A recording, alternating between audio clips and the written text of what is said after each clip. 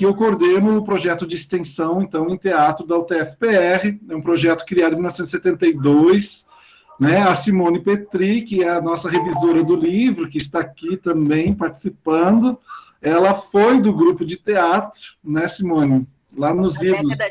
Na década de 80, por favor. Em 72 eu estava nascendo. Sabe o Zé começou em 70, sim. E a Simone então fez parte também do grupo.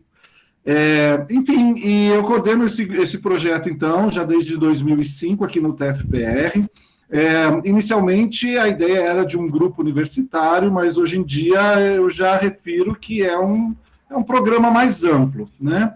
Agora, durante a pandemia, nós não temos um grupo, um elenco, nós não estamos fazendo peças online, mas nós estamos promovendo uma série de atividades remotas de diferentes tipos, de diferentes temas, de diferentes profundidades, complexidades, visando atingir, alcançar, trazer o interesse diversificado das pessoas para os múltiplos campos do teatro e áreas afins, né? Inclusive, Dona Nair, que está aqui junto, ela participou esse ano de uma live falando sobre costura de figurinos de teatro. A Maurini, que está aqui, participou fazendo uma fala sobre Augusto Boal e Bertolt Brecht, né? Então, a gente tem, ano passado, a gente também, nesse sistema remoto, realizou uma série de eventos, que foi o Teatro em Pauta TUT 2020. Inclusive, a Rafaela vai pôr no chat agora para vocês o link da programação do ano passado, porque muitas das programações a gente deixou gravado, estão disponíveis as falas, vocês podem acessar, e a Rafaela também vai colocar o link do evento desse ano, que também tem alguns links que já estão lá disponíveis. No ano passado, a gente teve a felicidade de estar com a Cláudia Sachs, que é minha colega de mestrado e de doutorado na UDESC, né? Defendemos nos mesmos dias, assim, no mestrado e no doutorado. Ela é professora na Universidade Federal do Rio Grande do Sul. Ela veio também fazer uma participação falando sobre máscara. No TUT esse ano e ano passado a gente também teve o Carlos Moreira, que está aqui de câmera fechada, né, que a gente fez oficinas sobre a arte da fala. Então a gente tem trabalhado com várias áreas, com várias temáticas correlacionadas, procurando criar encontros e diálogos para acabar um pouco com a nossa solidão, com as nossas distâncias, e poder criar uma produção intelectual, reflexiva sobre arte, né? Porque a formação artística se dá tanto fazendo quanto refletindo, né? Bom, então, eu trabalho na UTF-PR, junto com o TUT, também junto com o Departamento Acadêmico de Design, onde eu desenvolvo algumas disciplinas de criatividade e temas correlacionados à questão da visualidade do teatro, né, ao design cênico, e também na licenciatura em letras, que eu trabalho com a disciplina de teoria do teatro, em teatro brasileiro, que é uma disciplina que inicialmente eu dei justamente com a professora Maurini, e depois agora eu estou com essa disciplina. Boa noite, Nathaniel Scheffler, seja muito bem-vindo. O Daniel também está aqui, o Daniel também participou ano passado, ele tem acompanhado o espetáculo Oco, que é o espetáculo que nós montamos em 2019, naquele mundo de antigamente, naquela época antiga, não sei se tem ainda memória daqueles tempos que as pessoas se encontravam, iam no teatro, que a gente fazia oficina de teatro, as pessoas ficavam se lambendo, suando um em cima do outro, né? E era aquela coisa tão boa, não sei se conseguem puxar pela memória, e naquele ano a gente montou Oco, que foi um espetáculo sem texto, sem fala, e que trabalhava muito com a pegada, né? Era se pegar, subir, se amassar, se abraçar, né? E profeticamente, acho que eu nunca tinha falado isso, profeticamente as atrizes todas usavam máscaras, tinham seus rostos cobertos. E se pegavam. E se pegavam. Gente, eu já estava anunciando Covid com aquele espetáculo, ninguém entendeu, eu fui vanguardista. Tá bom. Bom, esse espetáculo Oco rendeu uma temporada, foi muito trabalhoso. A gente teve uma série de pessoas que colaboraram com esse projeto. A universidade, eu tenho que fazer sempre de novo um agradecimento à atual direção do campus Curitiba, a professora Rosana Pinal. Na gestão passada, o professor Schiffler era o diretor do campus e a professora Rosana era chefe de gabinete. né? Eles retornaram o TUT de um período fechado de 3 anos, de 2015 até 2018, e eu pude voltar ao grupo, então, que eu já tinha coordenado durante vários anos, e agradecer a professora Rossana, que atualmente é a diretora, e o Schiffler agora reitor, pelo apoio que eles dão ao TUT e aos projetos. Pouco pôde ser feito graças a eles, a recursos financeiros, que permitiram também a contratação de pessoas, e a eventos que a gente tem feito ano passado e esse ano, como o próprio livro que a gente está lançando hoje, né, que tem esse aporte financeiro também da direção do campus. Isso tem que ser dito, porque nós dependemos dos gestores. Todos os artistas que estão aqui sabem que quando você não tem um Ministério da Cultura, ou você tem um secretário de posições muito duvidosas a respeito do que seja a arte e a cultura, isso enfraquece sobremaneira todas as proposições à livre expressão e pensamento. Então, a importância de gestores é muito grande. A Rafa também vai fazer. Eu disse que hoje vocês vão ganhar um livro, mas vão ganhar 3, tá? Ela vai compartilhar o link aí também, já compartilhou o livro de Babel, que vocês podem acessar, e o livro de Oco. Não o livro de hoje, Rafa, é o Oco. E ela também vai compartilhar o novíssimo link da filmagem editada de Oco, que vocês ainda não assistiram, ficou pronto domingo, vocês vão ver lá que quase não tem curtidas. Então, é uma alegria a gente também poder compartilhar esses materiais. Eu estou referindo Babel e Oco, são 2 espetáculos que têm a ver com o tema do Artaud, né? Eles têm diretamente influência desses meus estudos sobre Artaud, na produção da criação, no pensamento de vários aspectos. Eu não gosto de dizer que é um espetáculo artaudiano, porque nem Artaud fez o seu próprio teatro, então é um teatro onde me contaminei por algumas coisas e fiz o que eu quis com Artaud para criar, inventar, me influenciar para esses espetáculos, né? Então esse é um contexto um pouco do livro. O livro, então, de Artaud e o Teatro Sagrado, ele foi escrito, na verdade, em 2004. Na verdade, foi escrito em 2003, e em 2004 foi finalizado, que foi a minha pesquisa no mestrado, a minha dissertação de mestrado. Ao longo desses anos todos, eu publiquei alguns trechos como artigos, em algumas tentativas, pelo menos em 2 momentos diferentes, teve um trabalho com a ideia de publicá-lo como livro, e isso não aconteceu. Então, agora com essas discussões também em torno de Oco, e nessa ideia de desenvolver projetos remotos e ajudar a difundir e desovar mesmo essa pesquisa, né, porque eu fiz um olhar geral aí para várias pesquisas de dissertação, de teses, mestrados e doutorados sobre Artaud nos últimos anos. A Simone já leu, ela está bem por dentro, né, e a gente vê como que não existe um impacto devido dessa minha pesquisa, não é citada em outros estudos. Então, é uma maneira também de tentar socializar mais essas informações e colocar também mais em circulação para as pessoas que não são interessadas na academia, mas são interessadas em estudar, né? Então, o livro surge um pouco desse contexto, né? O Joy, que está aqui presente, ele é professor, ele vai se apresentar. Na época que eu fazia mestrado, em 2002, 2003, 2004, ele estava fazendo doutorado, e o Júlio, que está aqui também presente, na mesma época também fazia doutorado, né? Júlio pesquisando sobre liturgia e teologia, e o Joy pesquisando sobre teologia e cinema, e eu pesquisando sobre Artaud, né? Círculo de Eranos, o sagrado, o simbólico. Então também renderam algumas conversas muito boas, assim, muito bacanas, que me fizeram pensar muitas coisas. Então agradeço também a presença de vocês neste momento. Falei que chega. Bom, eu queria trazer Artaud aqui de 2 maneiras. Uma, eu queria ler um trechinho de um texto dele, porque muitas pessoas talvez já conhecem Artaud, já leram o principal livro que a gente tem em português, que chama O Teatro e Seu Duplo, né? Essa é a minha versão do Teatro e Seu Duplo. Mas tem várias outras publicações, e esse livro aqui, Linguagem e Vida, é uma seleção de vários textos do Artaud. Eu queria ler um trechinho do Manifesto por um Teatro Abortado. Esse texto foi escrito em 1926. Ele é cerca de 10 anos antes do que o Teatro e Seu Duplo. Então, é um texto que vai trazer já algumas reflexões sobre o Artaud. Nesse momento, em 26, ele ainda estava integrando o grupo dos surrealistas na França, né? E nesse final de ano, 26 para 27, ele rompe com os surrealistas, né? E está já empenhado em desenvolver um teatro, que nesse momento, influenciado por essa onda de manifestos que os vanguardistas pronunciavam, ele também fez. Eu vou ler, então, 2 parágrafos para vocês. Posso? Então, vou fazer agora a leitura tipo de ator.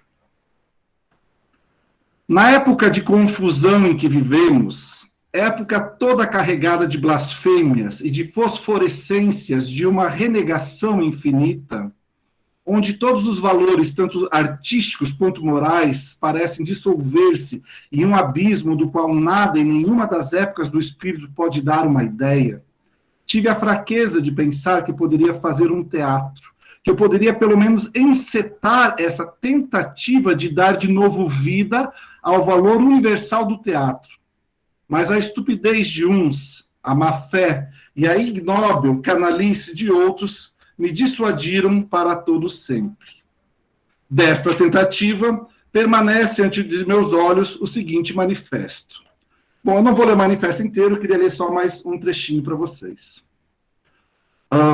Se nós fizéssemos um teatro, se nós fazemos um teatro, não é para representar peças, mas para conseguir que tudo quanto há de obscuro no espírito, de enfurnado, de irrevelado, se manifeste em uma espécie de projeção material real. Nós não procuramos denunciar com isso, se produziu até aqui, como isso sempre foi... Peraí. Deixa eu aceitar alguém que chegou lá. Nós não procuramos denunciar como isso se produziu até aqui, como isso sempre foi o fato do teatro, a ilusão daquilo que não existe, mas ao contrário, fazer aparecer ante os olhares um certo número de quadros e imagens indestrutíveis, inegáveis, que falarão ao espírito diretamente.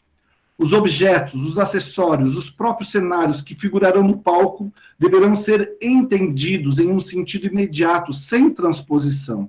Deverão ser tomados não pelo que representam, mas pelo que são na realidade. Nós concebemos o teatro como uma verdadeira operação de magia.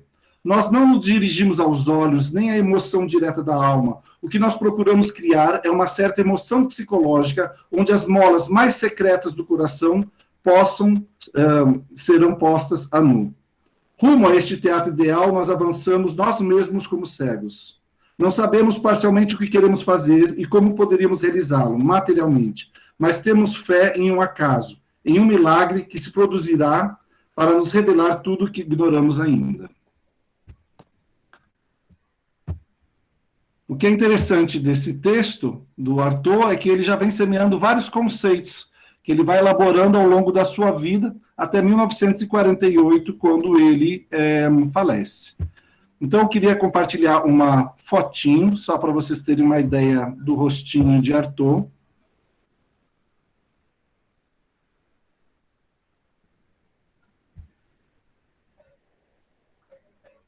Então, Artaud nasceu no final do século XIX, 1896, e faleceu em 1948, né?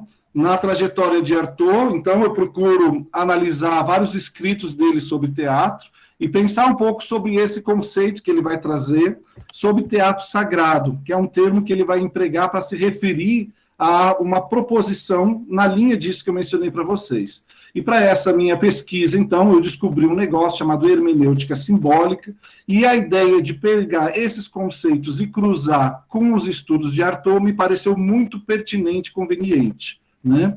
Então, dentro do livro, eu trabalho com 2 campos de estudo. Por um lado, o tema do teatro sagrado. Está aparecendo slide aí para vocês?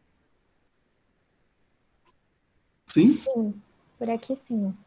Isso. Então, por um lado, trabalhando com esses temas desse entendimento do teatro sagrado, né? pensando os estudos de Artaud como um idealizador de um conjunto de conceitos que vai ser repercutir ao longo do século XX, né?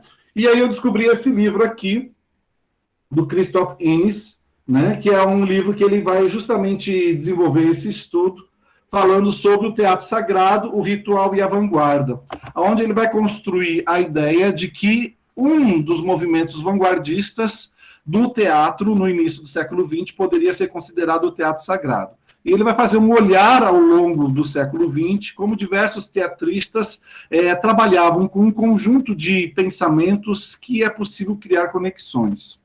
Por outro lado, eu descobri, então, esse agrupamento chamado Círculo de Eranos, que foi um movimento que agrupou diferentes pensadores de diferentes áreas do conhecimento, da filosofia, da psicologia, da teologia, do orientalismo, e esse grupo de pessoas, eles discutiam alguns conceitos, né, que são básicos para esse meu estudo, que é o conceito de sagrado, o conceito de símbolo, o conceito de mito e o conceito de rito. Né? A partir desses 4 símbolos, então, desses 4 conceitos, eu vou criando conexões com os estudos de Artaud. Esse agrupamento se reunia na Europa, de 33 a 88, né? Tinha uma influência muito grande do Jung, né? Do campo da psicologia das profundezas, do Rudolf Otto, né? Que é um teólogo importante alemão, Mircea Eliade, né? Que é um cientista da religião romeno, e Gilbert Durand, que é um antropólogo francês. Eu tomo principalmente o Eliade e o Durand para desenvolver esse estudo a partir desses conceitos, né? Então, Artaud tem uma grande variedade de escritos, eu me contive principalmente nos escritos sobre teatro, né? Existem vários temas que ele aborda ao longo de sua vida, ele é estudado em muitos campos de conhecimento, muito para além do teatro, né? Dedico um capítulo pensando um pouco, de maneira crítica, sobre a própria maneira como a biografia do Artaud é descrita por alguns pensadores, né? Porque o Artaud tem uma questão, e ele é referido assim como um herói mitificado, um santo martirizado. Existe uma idolatria, de certa maneira, em torno de Artaud, devido ao seu sofrimento, né? Ele tinha muitos problemas psiquiátricos, teve muitos anos preso dentro de sanatórios, tomando muitas medicações, sofrendo eletrochoques, né? Inclusive esse é um dos temas que ele discute muito também nos seus escritos, né? Então foi uma vida de muito padecimento, né? E é interessante, hoje em dia o Joseph Campbell está mais famoso, né? Está mais difundido a ideia da estrutura arquetípica do mito do herói, né? Mas alguns anos atrás isso não era tão popular assim, e é muito interessante. Então eu cruzo alguns relatos da biografia de Artaud, como desse livrinho aqui, do Teixeira Coelho, que é o primeiro estudo publicado sobre Artaud no Brasil em 1982. Então, vocês vejam que é recente, né? Aí eu vou passando por conceitos do Gilbert Durand. Isso aqui é um autorretrato do Artaud, que ele também desenhava, fazia muitos desenhos, né? E aí eu vou pensando, então, sobre toda essa dimensão simbólica, como o Durand vai analisar em diferentes aspectos da vida e da morte, as questões psicossociais, antropológicas, cósmicas, religiosas, o universo dos sonhos, tudo que vai envolver essa dimensão do simbólico, né? E vou traçando alguns pontos de correlação com o Artaud, né? Então, quando a gente vai ver, o Artaud ele escrevia sobre o mal, escrevia sobre a morte, escrevia sobre loucura, escreveu sobre sonhos, desde que ele integrou surrealistas, né? Ele tinha um interesse por culturas não europeias, característica também do Círculo de Eranos, né? Então, se voltou para o Oriente, para as Américas, né? Discute muito a questão da religião, né? E, inevitavelmente, as discussões sobre arte. Então, em todas as dimensões onde o simbólico aparece, o Artaud também passeou por lá, né? Agora tem um efeito, ó. Então, eu dei o nome desse capítulo de Imagens Indestrutíveis que falem diretamente ao espírito, que é um trecho desse texto que eu li para vocês, né? Para tratar sobre os conceitos de sagrado, os conceitos de símbolo, né? Observando como que o Artaud tem influências dos estudos de Freud, né? E ele também vai observando como ele vai também alternando alguns conceitos como símbolo e signo, espírito e inteligência. Ele vai discutir a questão do hierógrafo.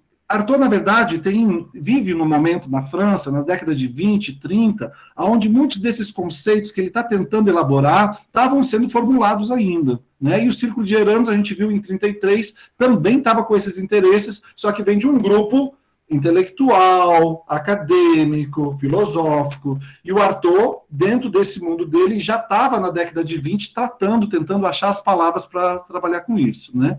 Então, a hermenêutica simbólica parece que é um caminho muito bom para a gente poder discutir os conceitos, observar linguagem, poesia, as discussões de Artaud sobre alquimia, como ele lida com o teatro de Bale, etc., né?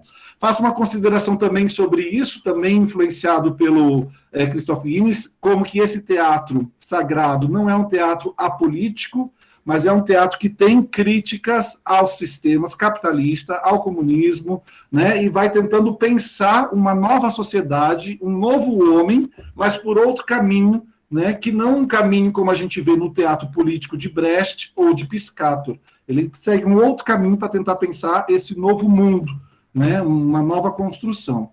Eu discuto questões de mito, tentando ver como que Artaud ele relaciona propostas de espetáculos e que tipo de mito essas propostas ele fazia, né? Existe uma temática central, como é que funciona isso? E é importante destacar, já mencionei que Artaud nunca realizou esse teatro idealizado por ele, né? Então discuto também o espetáculo Sense, né, que é o espetáculo que teria sido o grande espetáculo onde ele teria posto em prática todos os seus princípios, mas foi muito frustrante e não chegou a realizar, a efetivar. Aqui é uma foto de Artaud, que era um ator de cinema também, né?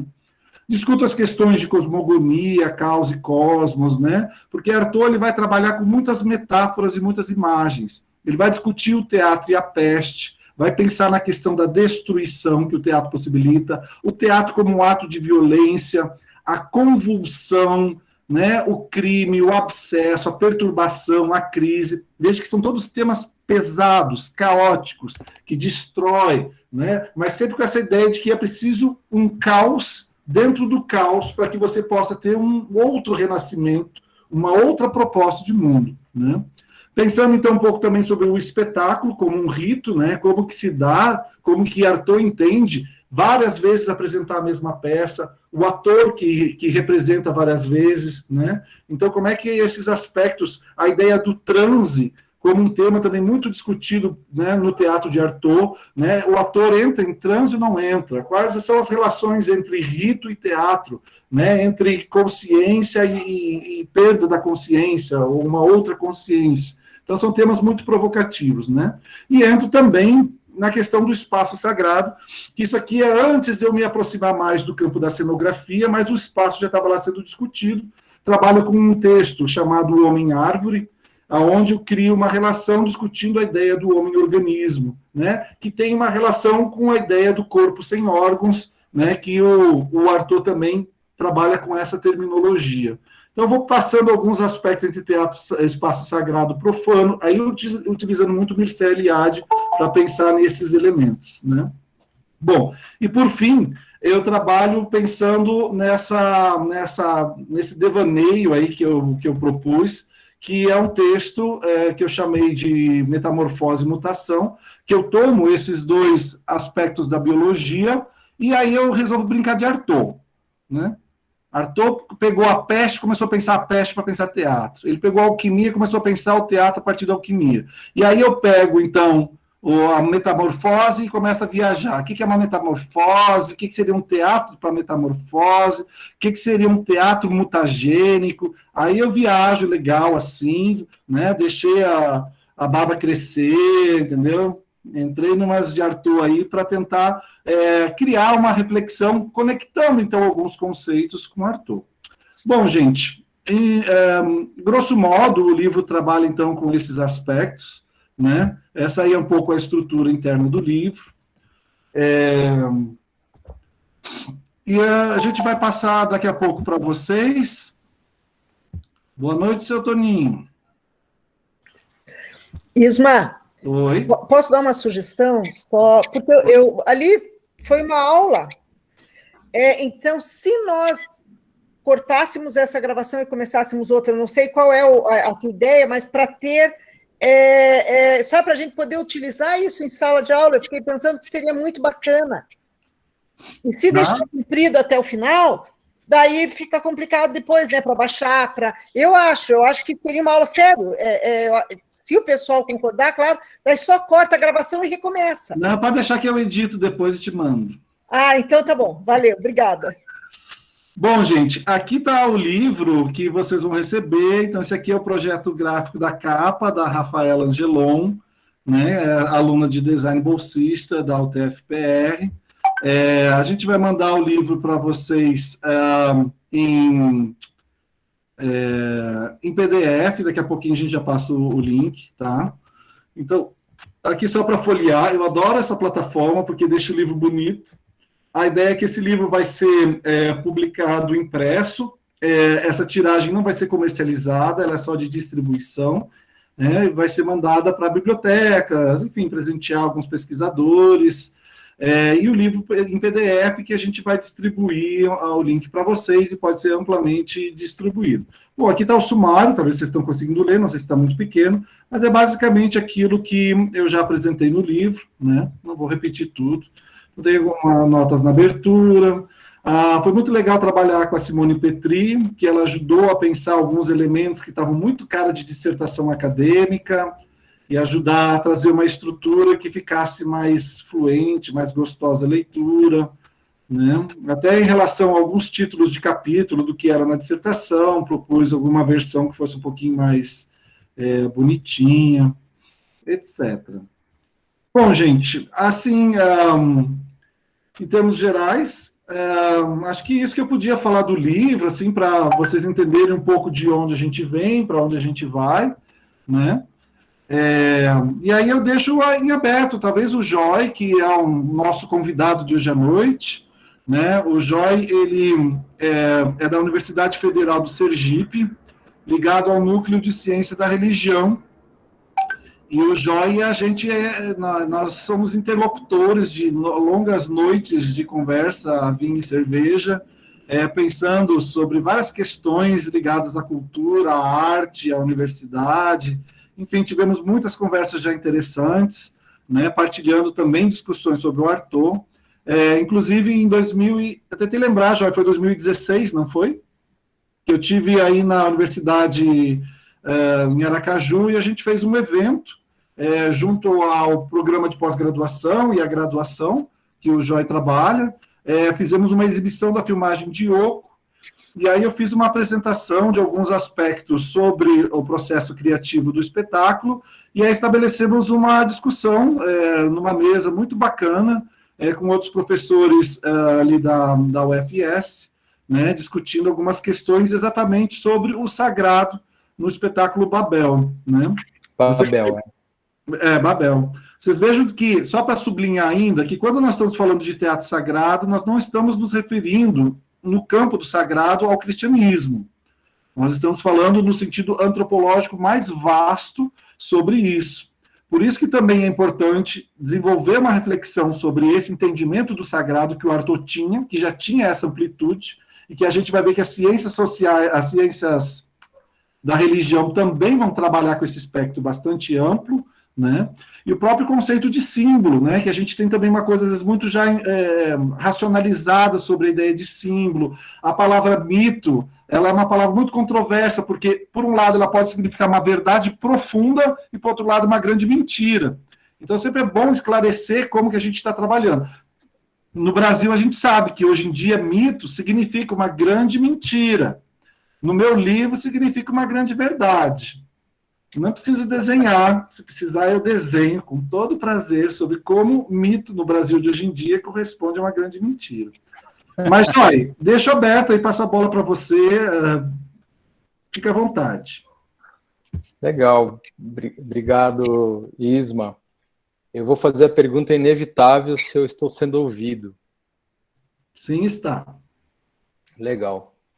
Bom, gente, eu quero, primeiro, assim, essa passagem de palavra para mim agora é emocionante. É emocionante porque eu vi essa criança nascer, talvez eu tenha visto ela sendo gerada, o que é mais, assim, constrangedor. A criança... Nossa, deu efeitos de emoção aqui, caiu minha luminária. A criança, no caso, né, Joy? Não sou eu, a criança, no caso, é o livro. Isso, eu já ia explicar, você se emocionou antes. E foi um grande prazer, na verdade, entrar em contato com esse texto, gente, e eu fico, de verdade, assim, muito sensível a essa situação, né? A gente tem familiares aqui, a gente tem pessoas, a gente tem vocês, tudo aqui, que são relações construídas dentro desse projeto e dessa produção que Ismael tem feito, uma produção muito profícua, muito, né? Enfim, ele vem passar férias aqui em Aracaju e fica trabalhando, e a gente fica só acompanhando. E é bonito demais. Internet, não sei. Opa, desculpa, tá ruim aqui a minha voz? Ah, não, eu acho que foi um ruído ali, né? Tudo bem, dona Anaí, tudo certo. Então, assim, eu entrei em contato com a construção de como está o livro por esses dias, a convite de Isma, e primeiro eu guardei isso para te falar agora, tá, Isma? Até porque agora tem, então, Rafaela Angelon, né? E desculpa não ter o nome na ponta da língua, mas também quem está mais aqui envolvida... Simone, a Simone Petri. Eu achei primorosa, tá? Eu estou falando agora como alguém que vem da academia e tem lidado com essa coisa de produção. Eu já anotei aqui o site de vocês e tal, a gente de vez em quando tem uns livrinhos aqui para botar na roda. Ficou primorosa a elaboração da capa, toda a diagramação. Eu achei assim que é o exercício de transformar um produto de pesquisa em algo para estar na mão das pessoas. Não para talvez logo responder um monte de perguntas, mas para evocar um monte de perguntas, né? Que eu acho que é o próprio da divulgação científica. Você deixar a pessoa com um monte de indagação, continuar indo atrás. E esse texto aqui, mito, o Isma me mandou brincando, passa o fim de semana lendo, e eu comecei a ler e acabei lendo, assim, porque a coisa me prendeu, né? É claro que também tem uma questão de fundo teórica, conceitual e existencial que me faz, assim, ficar interessado, né, no texto, mas antes disso, essas questões formais, essas questões de apresentação, eu achei bem legal. E organicamente, né, Ismael, te ouvindo agora falando, como tem tudo a ver, né, com esses teus últimos anos de vida, né, de produção e de... Nossa, cara, a gente tem compartilhado disso tudo. Você fala a tua apresentação, a tua abertura foi muito legal de ler. A percepção, assim, de uma construção orgânica, desde a peça O Rei, né? Desculpe a minha ignorância no contexto do teatro, mas eu lembro, eu tenho para mim até hoje, houve uma execução aí dessa peça na praça, lá em cima, perto do Cavalo Babão, não foi? E eu lembro desses relatos, isso foi muito intenso. E aqui eu percebo, né, na leitura, o quanto isso te fez. E aí é aquela dimensão da pesquisa e a dimensão da vida acadêmica, que às vezes é difícil de explicar, e às vezes, então, nas nossas publicações, a gente não consegue divulgar isso, de o quão é viciante isso, de o quão é maravilhoso você entrar nessa dimensão da pesquisa, misturar a tua vida com outras vidas, com outros tempos, e que ao mesmo tempo você encontra as perguntas de ontem, as mesmas, algo de hoje, e isso daqui a pouco vai estar dialogando e vai criar uma coisa maravilhosa, né? Então, essa coisa de você falar que deixou a barba e não sei o quê, e meio que né, de assumir uma coisa meio Artaud, assim. Eu achei demais, eu acho que é um caminho que tem que ser traçado. E, inclusive, vou te dizer que isso mexeu comigo, porque nos últimos... Eu vou fazer um comentário bem breve, assim, para não me delongar nisso, para não trazer o foco para mim. Mas nos últimos anos, eu lidando com gestão universitária, eu meio que tive que deixar de lado essas coisas um pouco minhas para tratar da questão institucional. E aí, daqui a pouco eu vejo um texto como o teu aqui, com essa coisa orgânica em relação a uma pesquisa e uma vida de pesquisa, e eu achei muito legal, sabe? Eu estou falando assim, muito legal não quer dizer nada específico, é porque mexeu comigo, sabe? A gente já tem conversado tanto tempo, a tua maneira de levar essas questões para projetos de extensão, por exemplo, que é aqui o TUT, por excelência, como isso aqui fica evidente, e isso fala para mim, isso é uma coisa que foi bacana de ver e de ler e de pensar nesses dias, né? Então isso, primeiro assim, eu queria compartilhar de uma visão geral em termos de obra, né? De aquilo que a comunidade acadêmica e a comunidade, de modo geral, vai poder receber, a comunidade do teatro. Eu fico pensando em ler um texto desse com a galera lá de Porto Alegre, lá do Nelic, na época que eu estava lá no núcleo do Nelic, lá com a Desirê, com a galera lá fazendo teatro lá no Hospital São Pedro, naquelas ruínas do São Pedro. Imagina a gente pegar um texto desse, a gente ia a delírio, isso ia ser... Então, enfim, né? Mexeu com várias camadas, assim, e eu digo isso num elogio à produção e ao empenho de colocar isso na roda, né? De tirar das gavetas acadêmicas e transformar num texto para a comunidade de modo geral. Talvez um pouquinho mais eu me delongaria em colocar algumas questões mais de ordem de, digamos assim, de interesse de pesquisa hoje, como eu tenho uma formação teológica vinculada com uma formação antropológica que me levaram para a ciência da religião, né? Tal como ela é praticada no Brasil hoje. Estou aqui em Sergipe, num núcleo de ciências da religião, numa universidade pública. E uma das nossas metas constantes, uma das nossas questões primárias é fazer, construir, cultivar um espaço de reflexão sobre o religioso em que o interesse religioso esteja secundado.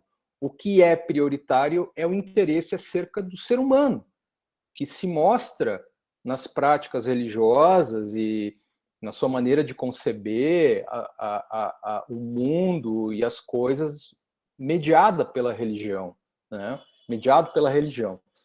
Então, assim, a partir dessas referências que eu coloco aqui rapidamente, eu achei muito, muito interessante entrar em contato com a vida, a obra de Antoine Artaud, que, é verdade, não está sozinho, ele é mais um, eu diria, modernista, num sentido muito lato, que na virada do século XIX e XX, na Europa, não em qualquer lugar, mas na Europa especificamente, ele encontrou no termo religião uma espécie de trampolim, uma espécie de alavanca para pensar numa revolução dos sentidos, da vida, do mundo, de por que estamos aqui.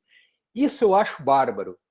Eu acho bárbaro porque isso nos possibilita um diálogo diacrônico, né? Um século depois, um pouco em torno de um século depois. A gente está aí beirando um século aí de vida do cara, né? E ele, com tantos outros nomes da vanguarda das artes lá na Europa, se voltaram para essa questão da religião, né? Então, eu acho que isso é muito importante de entender e de perceber, e perceber alguns detalhes, assim, né? Uma coisa que talvez eu colocaria na roda para a gente pensar aqui é uma coisa que aconteceu com a Europa que a gente não tem nada parecido no nosso contexto. Ainda que a gente tem potencial para isso, mas a gente não fez acontecer isso como aconteceu na Europa. A Europa, ao longo do século XIX, eles descobriram nada menos que outras antiguidades, gente. Isso a gente tem que fazer um esforço imaginativo para tentar entender o que isso significava. A Europa se construiu, e toda a cultura europeia, desde o século X, IX, ela construiu numa afirmação daquilo que veio a se chamar de cristandade.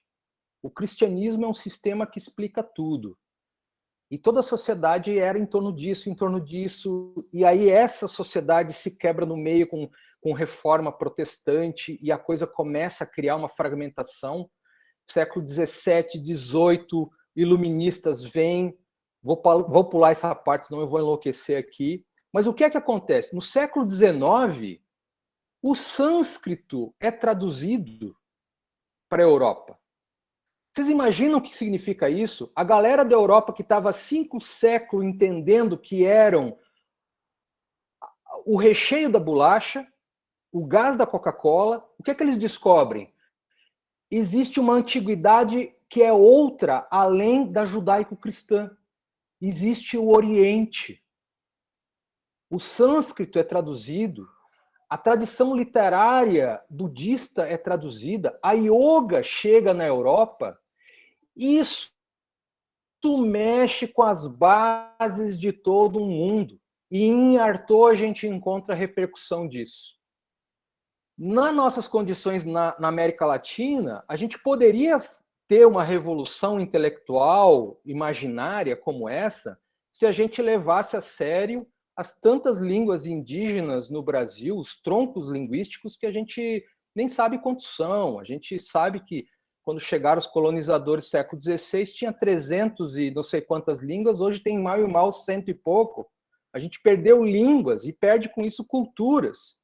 E a gente não tem ideia do que é descobrir antiguidades. A gente vai lá para Machu Picchu e meio que não sabe bem lidar com aquilo.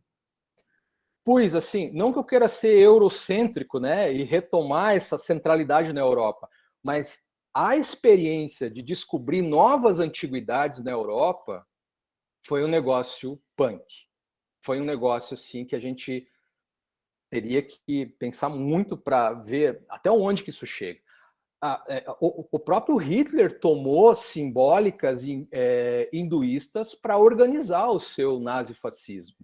Aquela suástica que ele toma como base, como um dos símbolos básicos dele, ao lado da águia, né, fazendo referência ao Império Sacro-Cristão, a suástica é um símbolo hindu, muito, muito anterior a Hitler e que aponta para a dimensão da felicidade e dessas coisas boas que a gente espera da vida.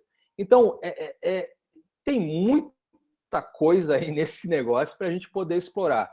Agora, para resumir aqui, né, algumas impressões, a relação que Artaud, na sua obra, tem com isso, como alguém totalmente fora do esquema. Eu li o teu texto, Isma, e não pude deixar de lembrar de Arthur Bispo do Rosário, nosso conterrâneo aqui de Sergipe, aqui do lado, uma figura que eu tenho que cuidar para falar dele, senão eu me emociono realmente, assim, porque é impressionante.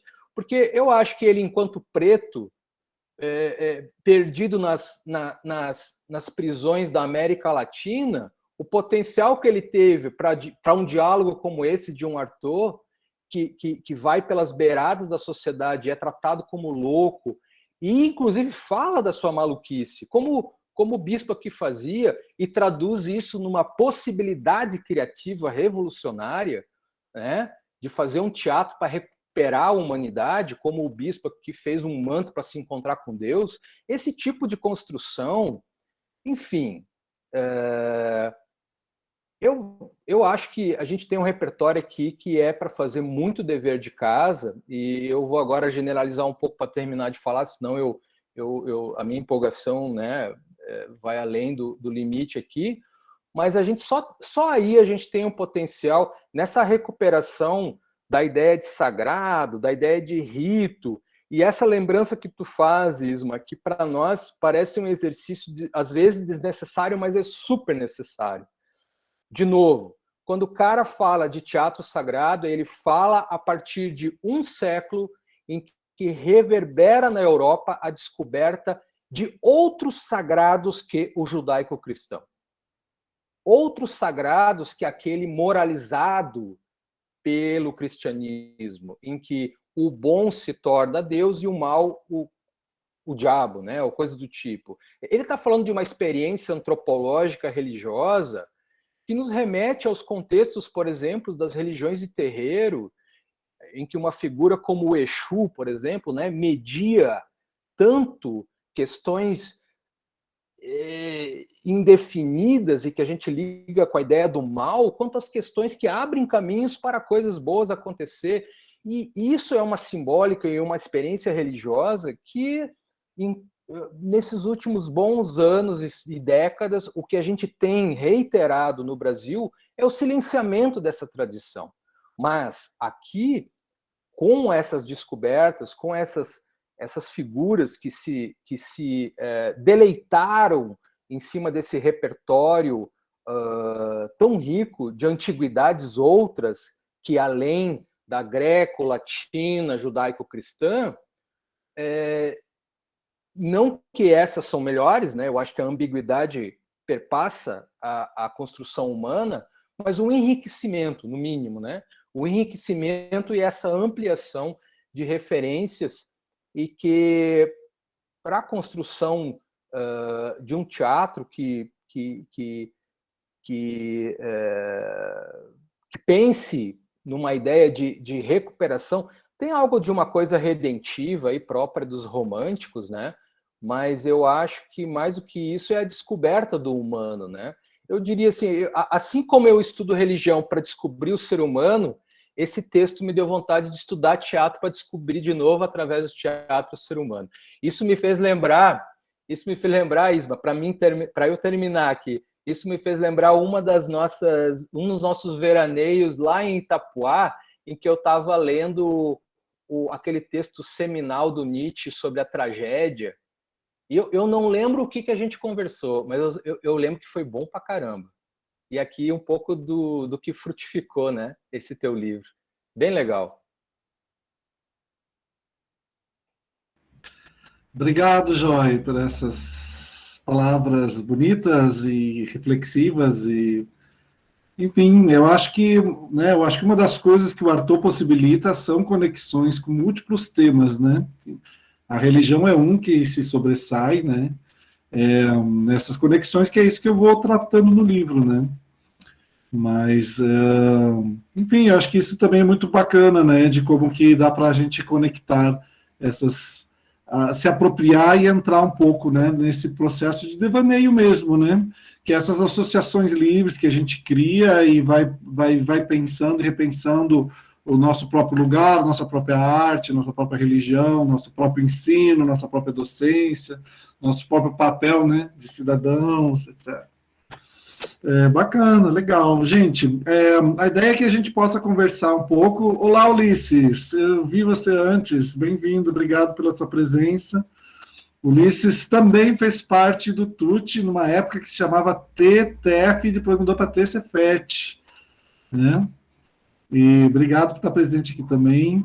A gente também tem algumas interlocuções bacanas, especialmente em torno dessa história esse grupo de teatro que foi o que nos conectou, né, que nos permite manter contatos e diálogos. Bem-vindo. Bom, a gente podia conversar um pouco mais também. Rafaela, Simone, talvez vocês querem falar alguma coisinha, e se quem quiser pegar o microfone, daí pode pegar depois, ou se quiserem propor alguma pergunta pelo chat, pode ser também. Eu posso falar rapidamente alguma coisa. Eu sou uma estudiosa de Artaud, comecei a estudar Artaud agora, a partir do seu livro. A gente até comentei isso com você um pouco, né, que meu interesse e tal. Assim, o que eu queria falar é, primeiro, que o prazer de trabalhar contigo, assim, foi muito legal. A gente tem aí uma pequena história já de convívio, intermeados, talvez, pelo teatro, pela Fernanda, nossa amiga em comum, enfim.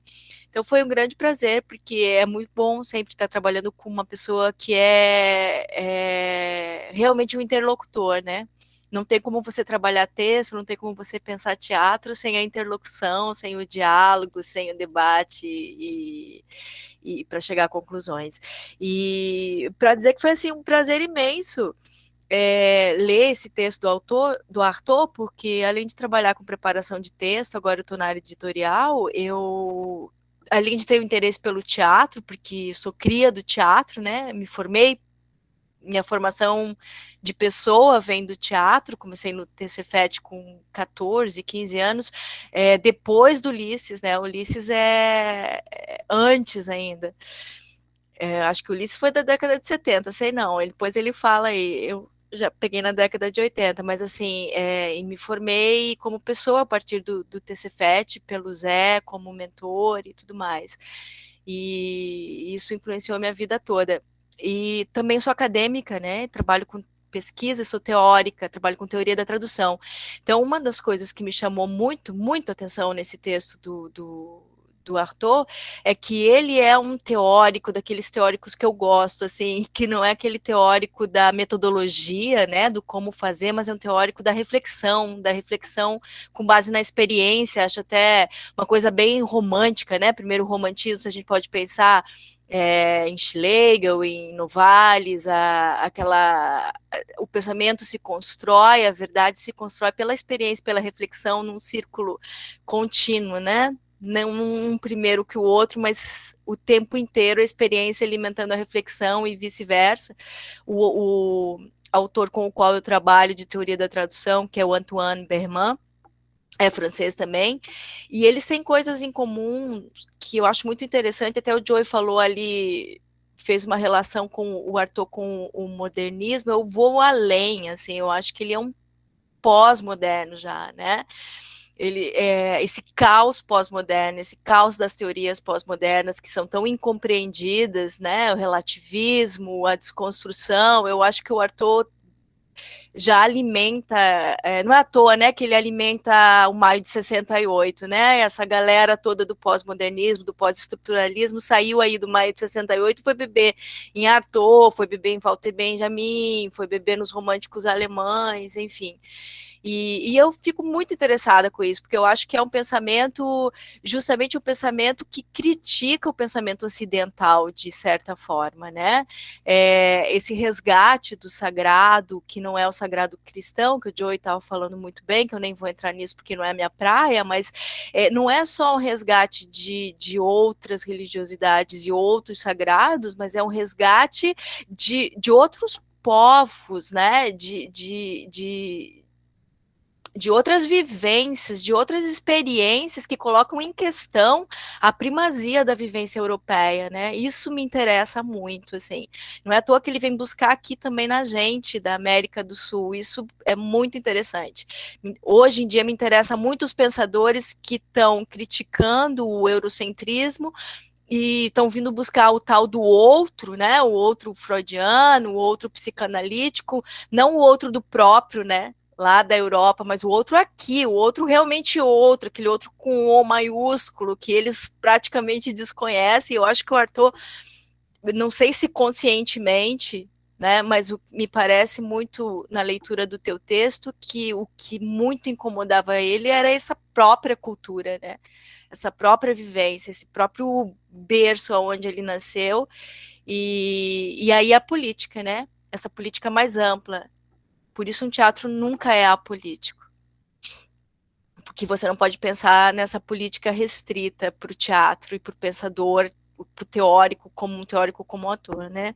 A política é o tempo todo, tudo que a gente faz é política, e essa é a política do Arthur. Ele está pensando como vivo, ele pensa a cultura, ele pensa a sua sociedade, ele pensa no impacto que as ações, e o teatro é a ação pura, tem no ser humano, na experiência do ser humano e na progresso, eu não gosto muito dessa palavra, mas no crescimento do humano, né, enquanto pensador e tudo mais.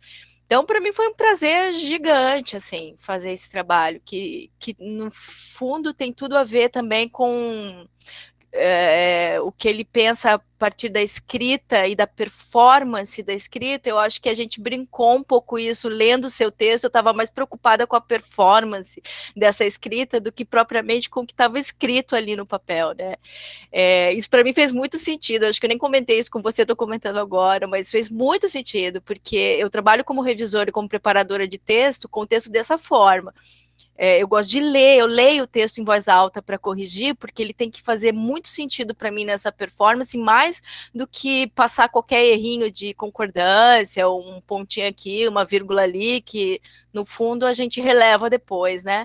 Mas ele tem que ter essa força performática, essa experiência, esse impacto no leitor, como eu imagino era o impacto que o Artaud queria que o texto dele tivesse no espectador, né? A partir do corpo, no caso. A escrita é uma performance em alguma medida também. Então é isso, para mim foi um prazer imenso, Isma, trabalhar contigo, assim, um prazer imenso, e ver o bichinho aí pronto, e as pessoas lendo e se divertindo, foi muito legal. E eu acho que a gente tem que colocar em outros lugares esse texto, porque eu acho que ele tem que circular. O Brasil está precisando muito de teoria, de reflexão. Esse momento de ataque acadêmico, ataque à ciência, tem um golpe muito mais forte na gente que é da área de humanas, principalmente a gente que é teórico e que trabalha com teoria, né, que não tem necessariamente algo pronto para dar para ninguém, a não ser movimentar a reflexão. Eu acho que a gente sofre esse impacto com muito mais força, então a gente precisa muito de teoria, a gente precisa muito ler esse tipo de gente maluca, doida, que sofreu eletrochoque, porque nós estamos todos sofrendo eletrochoque, em alguma medida, essa dor é nossa também, né? É isso que eu queria dizer, de fundamental que é esse texto agora, assim, eu acho que, para colocar na baila para as pessoas lerem, sabe? Acho que é isso. E quero te parabenizar, né? Porque é muito legal, muito atual esse texto. Muito atual, apesar de você ter escrito lá em 2002, tem que vir à tona, sim, com certeza. Sim, obrigado, Simone, obrigado, foi muito, muito legal, assim, também esse processo de trocas com você.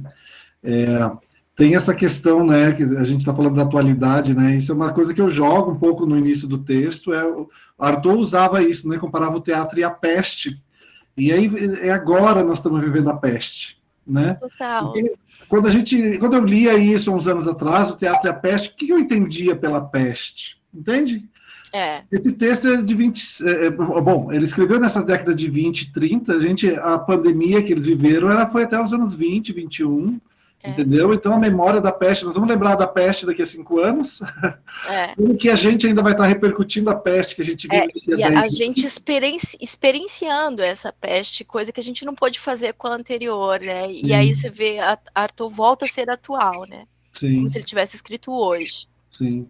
E até o próprio parágrafo dele que eu li para vocês, né, do Manifesto do Teatro Abortado, também acho que aquelas primeiras linhas parece que eu escreveu hoje sobre a condição que a sociedade vive, né?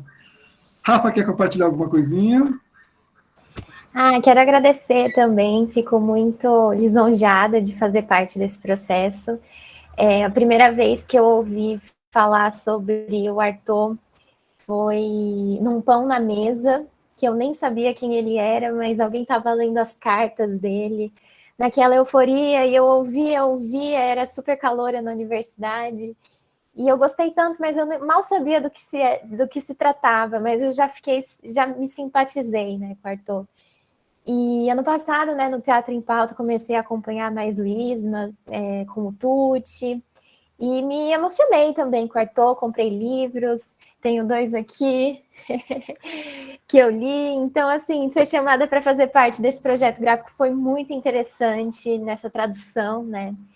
Em pensar uma estética para ele, em tentar reduzir ali o que o livro tratava, e foi muito legal. E, claro, né, fazer uma coisa nova, não é todo dia que você é chamado para fazer um livro. Então, foi muito positivo também acompanhar com a Simone, agradeço, Simone, vi todas essas anotações. uma coisa assim, um trabalho minucioso, mas muito digno também, muito maravilhoso. Também fico feliz de também conhecer esse lado da edição, né, da editora. E agradeço, Ismael, pelas bibliografias, né, pelas reflexões, porque Artaud realmente é de uma potencialidade muito grande, né, e ter visto ele nesse recorte, fora desses axiomas, né, fora dessas ideologias da religião, foi muito interessante. Eu acho que tem muito potencial, é uma leitura para sempre voltar, né, com certeza. E acho que é isso. Obrigado, Rafa. Então, foi também dessas discussões ano passado que a gente estava trabalhando vários encontros sobre o espetáculo Oco, que daí também surgiu o Artaud, né? Que daí eu também mandei minha dissertação para a Rafa, então é uma das pessoas com quem a gente trouxe também uma retomada mesmo, né, dessa pesquisa ainda. Obrigado, gente. Está aberto, se alguém quiser falar, quer fazer alguma pergunta. Todo mundo aqui pode responder, tá? Quero perguntar para a Simone, para a Rafa, para a Joy, para qualquer um que está aí. Marina, bem-vinda também, eu vi que chegou agora. Tem várias pessoas aqui que eu não mencionei o nome aqui também. Enquanto vocês vão pensando na pergunta, para quem tem necessidade de uma declaração de atividade complementar, a Rafa compartilhou o link. Por gentileza, deve vocês preencham. Lembrando que o certificado sai pela plataforma onde a gente está divulgando o evento, tem que estar inscrito nessa atividade para a gente poder emitir o certificado também, tá bom? Eu gostaria de falar. Fala, Cláudia! Eu queria te dar os parabéns, Ismael. Eu fiquei super feliz quando eu soube, né, que tu ia publicar a dissertação, porque, afinal, nossa, parece que faz tanto tempo, né, e a gente tem isso de ter feito o mestrado juntos, depois o doutorado juntos, né, de ter se acompanhado sempre nos nossos doutoramentos, assim, e parece que o mestrado, assim, está lá no passado, né, e eu fico muito feliz mesmo de tu poder publicar, porque são coisas que a gente se debruçou com tanta dedicação, né? O mestrado, a gente se dedica, depois do doutorado ainda mais, mas o mestrado, ele parece que tem, assim, um sabor do primeiro filho, assim, né? E eu até hoje não publiquei o meu mestrado, então também, talvez por isso, eu disse, mas ainda tem chance, né? Então, eu fico muito feliz, estou super curiosa para ler, porque, embora a gente fosse colegas naquela época, cada um estava muito mergulhado, né, em universos diferentes, que depois a gente até veio a se encontrar bastante no doutorado, mas nessa época não, né? Então, bravo! Cláudia, eu acho que, de certa maneira, também, essa questão, para mim, foi uma questão que me pesou durante um tempo, sabe? Um texto que eu defendi em 2004, tem valor ainda hoje? Sabe? Essa foi uma pergunta que eu tive que lidar. Tem valor ainda publicar um texto tão velho? Aí a pergunta o texto é velho? É velho por que é velho? Sabe? E aí eu comecei a fazer essa varredura. Vamos ver o que foi publicado em todos esses anos. Né? Como é que a minha pesquisa repercutiu? Até isso também com a Simone, a gente trocou, né, Simone? Tipo, um monte de gente publicou teses, dissertações, não me leram? Gastei horas fazendo aquele negócio, entendeu? E eu e você, a gente várias vezes já teve conversas também disso, né? Nós temos que publicar, a gente já escreveu tanta coisa. E esse trabalho de publicar, de difundir, é trabalhoso, é muito trabalhoso. E aí a gente também, né, no início do ano, eu e a Cláudia, a gente estava aí, vamos pegar uns pedaços das nossas pesquisas, vamos publicar junto, nós temos tanto conteúdo, né? Fica traduzindo livro para o português de pesquisa que a gente já fez, a gente não é lido porque a gente não difunde. Então, esse livro vem um pouco disso, né? Dessa ideia de que as pessoas não leram, né? Ok, então vamos tornar mais fácil para as pessoas lerem, né? E outro lado é isso, existe um frescor, né? O Joy acho que falou de uma maneira muito bonita. Essa pesquisa sobre Artaud me fez intelectualmente, artisticamente, entendeu? Pessoalmente. Então tem valor, né? Quando eu fui retomar para escrever o livro do Oco, né, eu quis escrever um pedacinho sobre o Artaud, né, ano passado. Eu pensei, gente, mas tem tanta coisa aqui que dá, sabe? Então, assim, essas influências vão vindo, né? a conversa lá, mandar a dissertação para a Rafa, a nossa conversa de temos que publicar mais nossas coisas, né? E vai construindo. Obrigado também por estar aqui, pela essa interlocução, né? Que a gente vai se alimentando uns dos outros. Vamos lá. E eu fiquei curiosa assim, eu fiquei com vontade de participar dessas conversas até de madrugada, que mistura religião e culturas e tal. Me chamem. Ó, e vinho, porque, E né? vinho, olha só, vamos combinar, né? Sou dionisíaca, tem que ter um pouco de vinho. Pode me chamar que eu sou parceira. Parabéns a todos envolvidos no projeto também. Pelo que eu vi um pouco, assim, tá super bonito. O tratamento gráfico, assim, parabéns, gente. E parabéns à Aline, que é sempre parceirona, né? Sim. Temos que, né? Não à toa o livro é dedicado à Aline, né? Veja que enquanto a gente estava aqui falando e tal, ela fez questão de trazer um vinho para brindar com o Jó e com os outros que estão aí com vinho, para tornar um evento celebrativo, né? Tchim. Delícia. Acho que eu vou até lá fazer um refil. A Marina também. Que ótimo.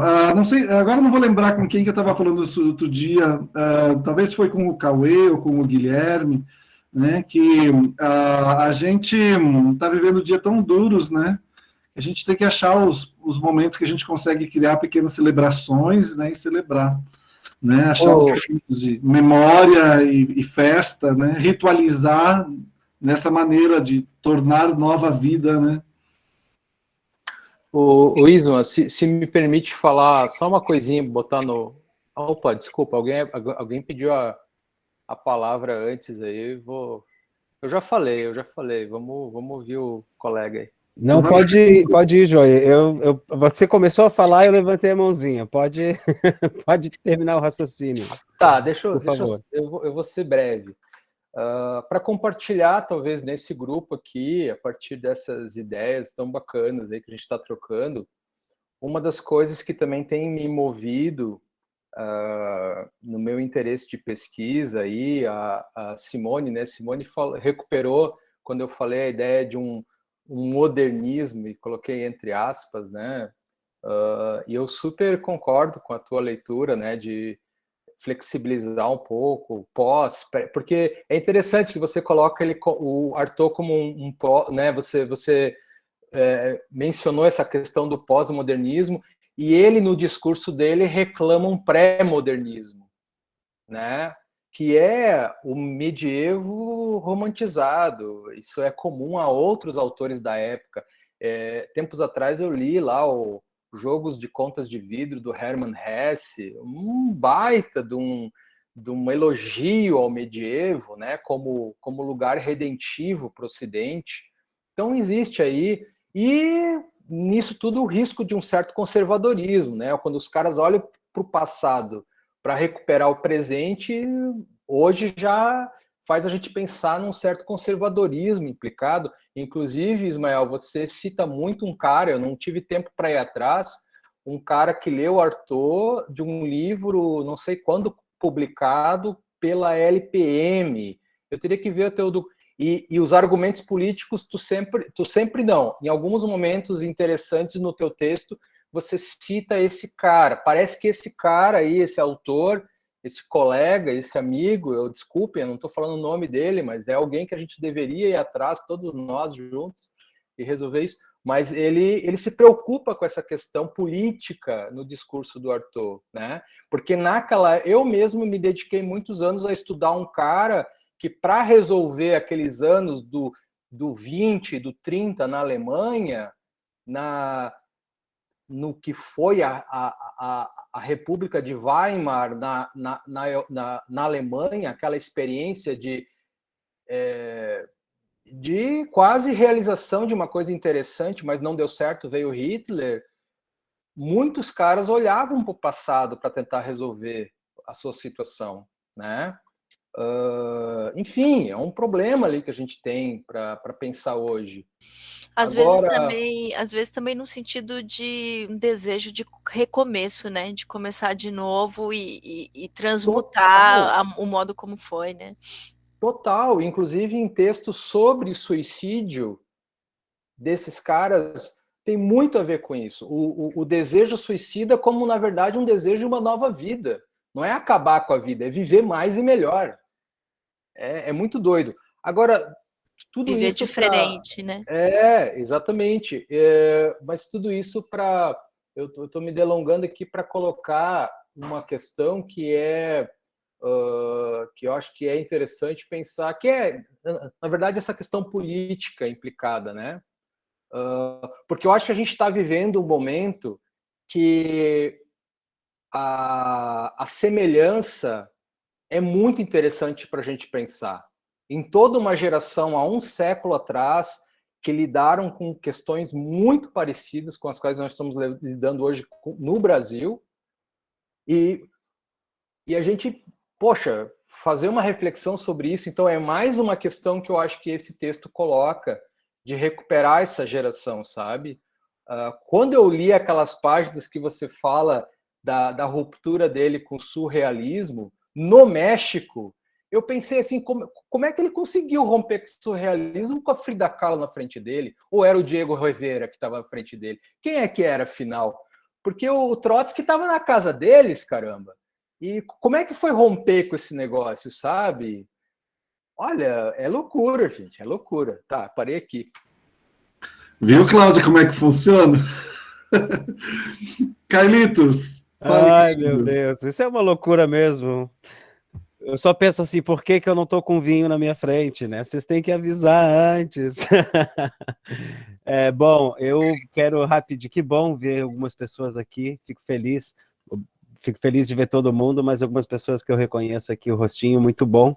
Só queria dar os parabéns para o Ismael e para todo mundo que colaborou com esse material tão importante.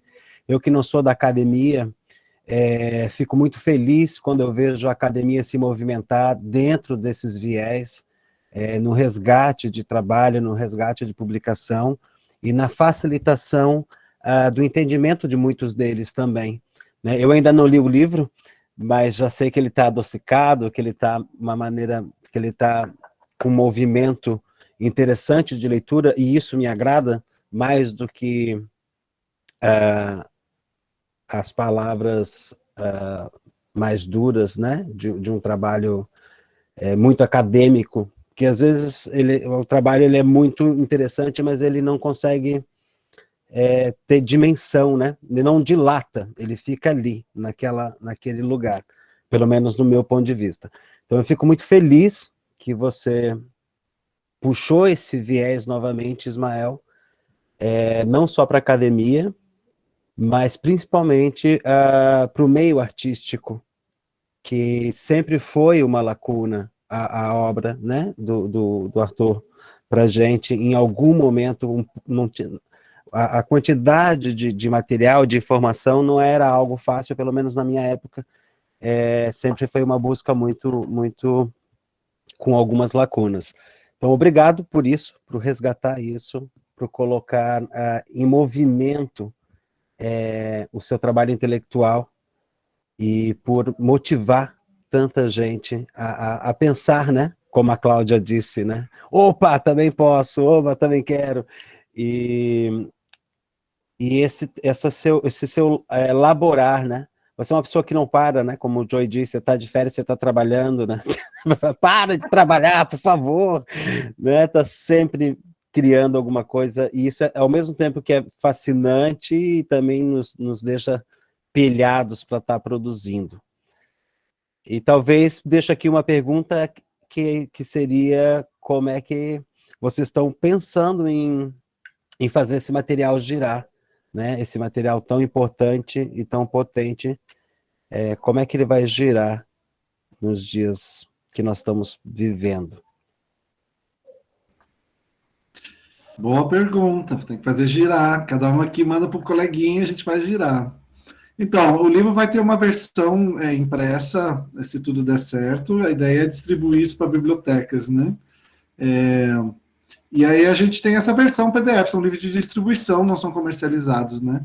E fazer o PDF circular, né? E aí fazendo isso, trazendo ele para a ponta. Veja que o Babel, a gente fez a publicação em 2013, Carlos. Passou 8 anos, eu continuo distribuindo, né? Então, toda oportunidade, vamos trazendo de volta. Ah, teve Oco, depois de Oco teve Arthur, então já leva os dois. Então, fazendo esse processo, né, de compartilhamentos e tal. Mas enfim, importante, né? Eu acho que fazer isso circular bastante. Até aproveitando, já que você está perguntando sobre circular, vamos lá, compre o livro do Arthur e leve mais 5 livros. Vou colocar aqui no chat uma plataforma que a gente desenvolveu nesse ano. A Rafaela foi uma das que trabalhou também nesse projeto, que é a Biblioteca Virtual de Design Cênico. Essa biblioteca tem essa ideia de fazer circular, né, centenas de pesquisas acadêmicas de cenografia, de formas animadas, de figurino, de maquiagem cênica, materiais riquíssimos que estão desconhecidos. Então, é um jeito da gente pôr isso mais fácil, né, agrupando, enfim, inventando essas formas de compartilhar, né, tentando democratizar. O que mais? Mais alguém gostaria de compartilhar, fazer uma pergunta?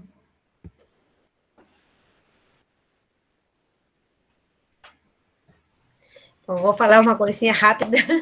Na verdade, eu perdi tudo. Cheguei no final, estava em outro curso, justo tinha os dois ao mesmo tempo, mas queria te deixar o parabéns. Eu estava doida por vir nessa apresentação, como o Carlos falou. Oi, Carlos, também. Você está sempre em movimento, estou sempre assim, aparece teu nome, eu vou atrás de ver o que legal tem o Ismael agora, né? Porque sempre tem alguma coisa nova, então deixo os parabéns e obrigado. O parabéns e um obrigada, porque a gente precisa de pessoas como você, sempre atrás de ideias novas, sempre atrás dessa luta, como vocês falaram. Ó, eu estou no momento, assim, um momento que está 1 ano e meio emotivo, então eu falo qualquer coisa, eu começo a chorar, mas não se preocupem, normal. Como vocês falaram, a gente está no momento aonde todos, imagino os que estão aqui, que tem um pouco a ver com a arte,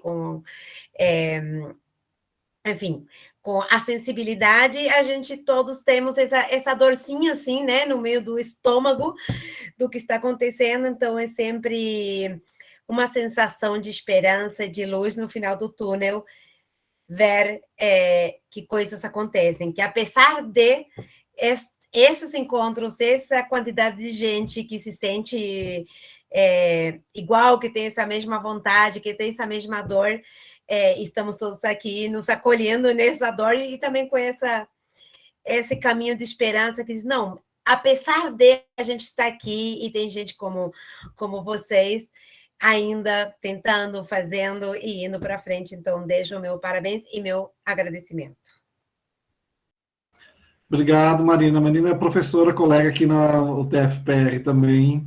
Marina, Arthur tem muito, assim, daquilo que a gente trabalhou na oficina de expressão vocal, que você participou, dessa ideia de trabalhar com a materialidade da palavra, né? O Arthur, ele propunha essa ideia de imagens fortes, né, de trabalhar com a materialidade e a própria palavra ser uma matéria que você modela, mas vários escritos do Arthur, até a Simone mencionou, o Arthur escrevia em glossolalias, em línguas inventadas, né, muitas escritas em fluxo, e aonde o jeito que você trabalha essas sonoridades inventadas traz camadas de envolvimento, não intelectual, mas físico, né? Não só emocional, mas pelo seu corpo, aquilo vai criando uma relação de pregnância. Acho que você vai gostar muito, ele é do seu tipo. Ou você é do tipo dele. Eu sou o tipo dele. A gente com minha filha tem 5 anos, tem um idioma que é nosso. Que ela fala assim, mas vamos falar nosso idioma? E a gente fala nosso idioma. Eu não sei como, mas a gente se entende. Não se o Arthur vai nesse caminho. Ok, gente. Bom, a Rafaela vai compartilhar. Rafa, eu não lembro se tinha mais links que eu tinha deixado com você, senão a gente passa o link do livro para o pessoal da download. Eu deixei para o finalzinho da festa, gente, que nem bolo no casamento, depois da janta. Enfim, a Rafaela põe no chat aí o link, vocês aproveitem. Se alguém ler o livro e quiser mandar um feedback, vai ser bem-vindo. Boas sugestões, más sugestões não, né? Crítica. Uma má sugestão eu não quero, eu quero uma crítica boa, uma sugestão boa. Então tá, gente, não sei se mais alguém queria alguma coisa para compartilhar, mas eu acho que foi bem legal, fico feliz de vocês estarem aqui, vejo que a gente também juntou gente de vários lugares diferentes. Talvez isso seja a única coisa que a gente... Talvez seja a única coisa que a gente fale daqui a 5 anos, depois que a pandemia estiver amenizada, de que os eventos durante a pandemia nos permitiram criar conexões com pessoas de outros lugares, né? Talvez seja a única coisa boa que a gente tem aí, mas, enfim, dessas aproximações. Então, obrigado a todos vocês pela presença. Oi, Guilherme. Tudo bem? Você chegou agora? Você foi o primeiro a chegar na festa. Eu só liguei a câmera agora. Ah, é que a Aline escreveu, Guilherme. Obrigado. O Guilherme também foi bem legal, porque esse texto, o Guilherme é biólogo, é um amigo também, que vive também em lutas com a religião, com a política, tem alma de artista, e a gente também teve umas conversas já bem legais, ele assistiu o espetáculo Oco, e agora, para fazer o lançamento do livro, eu pensei assim, ai, gente, eu estou escrevendo sobre mutação, mudança de DNA, processo das etapas da metamorfose. Estou dizendo que uma coisa é causa, uma coisa é causa. Será que eu não estou falando muita besteira, né? E aí eu passei, pedi para o Guilherme dar uma olhada no texto, e foi muito legal, porque a interlocução com o Guilherme, na verdade, foi para além de ficar discutindo biologia, né? Porque o olhar dele, enfim, é muito mais amplo do que só, né, vendo se eu escrevi certinho a redação de biologia. Então, obrigado também por essa conversa agora, nesses tempos recentes. Obrigado, Ismael. E parabéns pelo trabalho. É muito bacana ver isso frutificando. Você é uma pessoa muito joia. Obrigado. Inclusive, alguns questionamentos do Guilherme foi assim, mas Ismael, seu pensamento aqui está indo para um lugar que talvez você está dizendo que não está querendo ir, né? Então foi muito legal assim também.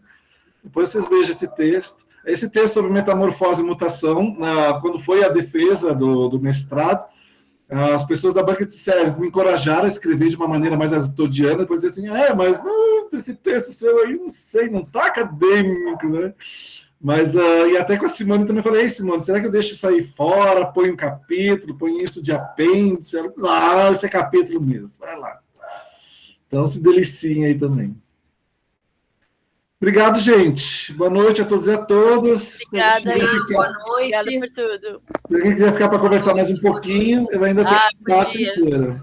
Podia ficar a noite inteira. Encontros afetuosos, assim, é que a gente está precisando, né? É um up na vacina. Então, tchau, obrigado, gente. Tchau, noite. Gente. Prazer, viu? Até. Prazer também. Boa noite.